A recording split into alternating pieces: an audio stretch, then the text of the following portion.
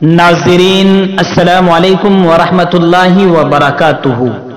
UP election की एक rally से खिताब करते हुए असदुद्दीन ओवैसी ने आज बहुत ही, अब उससे मैं क्या नाम दूं, लेकिन एक बयान दिया है जिसमें उन्होंने कहा है कि अम्मी अब्बा से बच्ची इजाजत मांगेंगी तो अम्मी अब्बा कहेंगे हाँ बेटा हिजाब पहन और जॉब कर, ड्यूटी कर, नौकरी कर, कॉलेज पढ़, और भी बहुत सी चीजें उन्होंने गिनवाई। और आखिर में ये कहा कि एक दिन आएगा कि इंडिया की पीएम प्रधानमंत्री जो बनेगी वो हिजाब पहनने वाली लड़की बनेगी।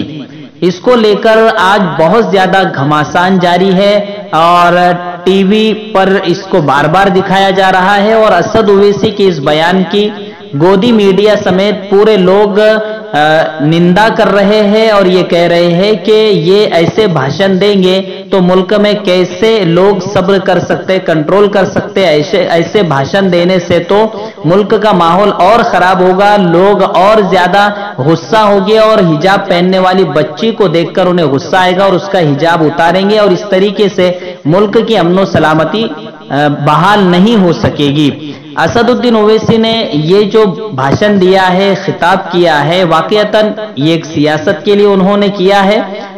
जब एक मामला थम गया है, हिजाब का मामला, कोर्ट का फैसला भी आ चुका है, उसको तूल देना और जानबूझकर इस तरीके से बयान देना, पहली बात तो इस्लाम में औरत के हाकिम बनने को मना किया गया है और इस तरीके से हिजाब की आड़ में मुसलमानों को वरगलाने की कोशिश करना और पीएम बन जाएगी ऐसे सब भाषणबाजी करना, ये सिर्फ सियासी मफाद के लिए ओवैसी कर रहे हैं। लेकिन उन्हें नहीं मालूम है कि इंडिया में कई इलाके ऐसे हैं जहां हमारे हिंदू भाई अक्सरियत में है, बल्कि बहुत ज्यादा तादाद में, और मुसलमान भाई दो घर है, एक घर है। ऐसी जगहों के मुसलमानों को जीना मुश्किल हो जाता है ऐसे भाषणों की वजह से। इसलिए ओवैसी को अपनी बयानबाजी से बाज आना चाहिए और इस तरीके की हरकतें, घटिया हरकतें नहीं करना चाहिए। हिजाब की आड़ में अपनी सियासत को चमकाने के चक्कर में बहुत से गरीब लाचार मुसलमानों को तकलीफ हो रही है, दिक्कत हो रही है और इस तरीक़ेकार से क्या कुछ वो इनकलाब ला सकते हैं, इंशाअल्लाह मैं अगली वीडियो में पेश करूंगा।